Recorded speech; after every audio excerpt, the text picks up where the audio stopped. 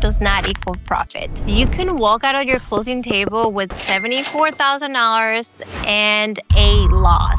And that's what a lot of you guys don't realize. So let's talk about it a little bit, because I get a lot of times where investors are like, I made $30,000 in this deal. And I was like, is that how much you actually made? Or is that how much cash you walked out with? And they're like, well, that's how much cash I walked out with, so that's how much I made. And that is the wrong answer, guys, because there is the concept of cash. Cash can just be a return on your down payment, right? Because when you buy a property, let's say you are flipping a property and you bought this property with financing, right? Your closing costs, you have all these things that happen. They need to be taken into account. And this is something that's called your all-in cost, right? So when you're thinking about your all-in costs, we're thinking about purchase price, closing costs, rehab costs, holding costs, and the holding costs are going to be your utilities, your interest expense during the time of the rehab, all these different things. And the same logic applies to properties that you bought to hold. If you're going to be refinancing them, the cost incurred before the refinance also needs to be taken into account. And then if you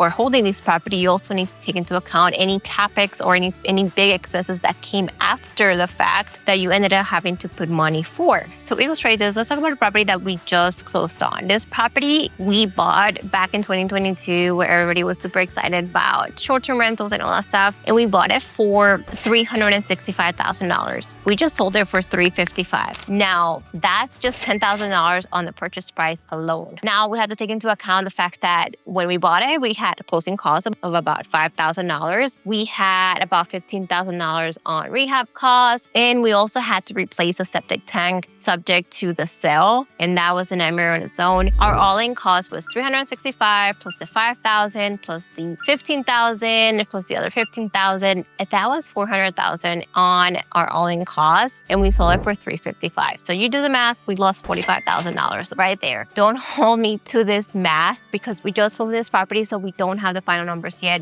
but I will be doing a full rundown of that property in a later video. Now, back to the point is that I knew we were going to lose money on this deal when we decided to sell. Now, I was not aware of the septic situation until the sale happened. So that was a shocking $15,000 addition. Now, when you're thinking about how is my property performing, knowing this number is very important because it tells you whether you have a good asset or not. A property that is underwater is a property where the cost is higher than it would sell these days. And a lot of people are in this situation right now. Even the big investors, they bought on the highs and the property values are not being sustained today. So what do you do when something like that happens? In our case, we decided that continuing to lose money on a monthly basis was going to be more expensive for us than just getting rid of the property and saying goodbye. Because if you think about it, sometimes we were losing, $3,000 a month. So that adds up over the years that we continue to hold it. And that